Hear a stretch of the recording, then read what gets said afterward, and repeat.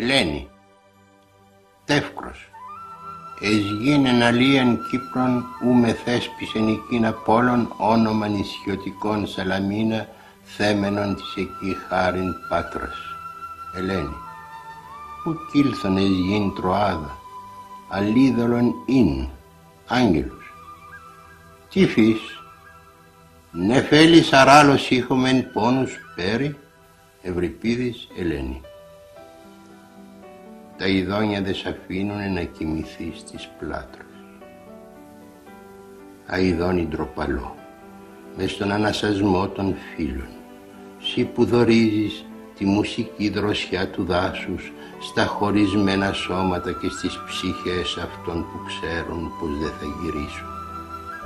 Τυφλή φωνή που ψηλαφείς μέσα στην ηχτωμένη μνήμη, βήματα και χειρονομίες δεν θα τολμούσαν από φιλήματα και το πικρό τρικύμισμα της ξαγριεμένης κλάβας. Τα ειδόνια δεν σ' αφήνουνε να κοιμηθείς στις πλάτρες. Ποιες είναι οι πλάτρες, ποιος το γνωρίζει τούτο το νησί. Έζησα τη ζωή μου ακούγοντας ονόματα πρωτάκουστα, καινούριους τόπους, καινούριες τρέλες των ανθρώπων ή των θεών. Η μοίρα μου που κυματίζει ανάμεσα στο στερνό σπαθί ενός έαντα και μιαν άλλη Σαλαμίνα με έφερε εδώ σ' αυτό το γυρογιάλι. Το φεγγάρι βγήκε από το πέλαγο σαν Αφροδίτη, σκέπασε τ' άστρα του τοξότη, τώρα πάει να βρει την καρδιά του σκορπιού κι όλα τα αλλάζει.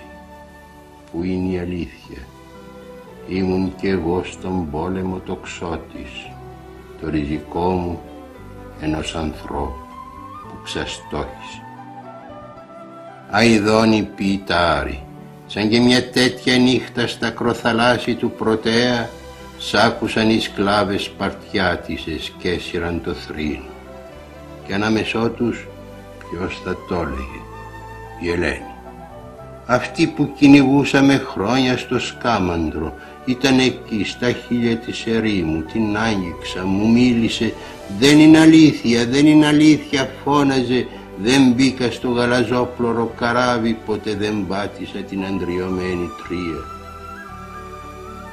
Με το βαθύ στιθόδες μου, τον ήλιο στα μαλλιά, και αυτό το ανάστημα ίσκη και χαμόγελα παντού στους ώμους, στους μυρούς, τα γόνατα, ζωντανό δέρμα και τα μάτια με τα μεγάλα βλέφαρα ήταν εκεί στην όχθη ενός δέλτα.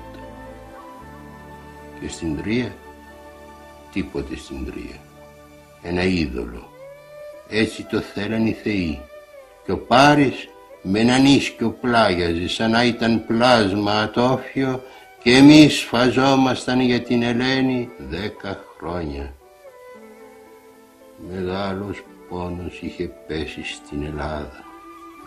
Τόσα κορμιά ρηγμένα στα σαγόνια της θάλασσας, στα σαγόνια της γης, τόσες ψυχές δοσμένες στις μιλόπετρες σαν το σιτάρι, κι οι ποταμοί φουσκώναν μες στη λάσπη το αίμα για ένα λινό κυμάτισμα, για μια νεφέλη, μια σπεταλούδα στίναγμα, το πούπουλο ενός κύκνου, για ένα πουκάμισο αδιανό, για μιαν Ελένη. Και ο αδερφός μου, αηδόνι, αηδόνι, αηδόνι, τι είναι Θεός, τι μη Θεός και τι ήταν αμέσω τους. Τα ειδόνια δεν σ' αφήνουνε να κοιμηθείς στις πλάτρες. Δακρυσμένο πουλί, στην Κύπρο τη θαλασσοφίλητη που έταξαν για να μου θυμίζει την πατρίδα, άραξα μοναχός με αυτό το παραμύθι.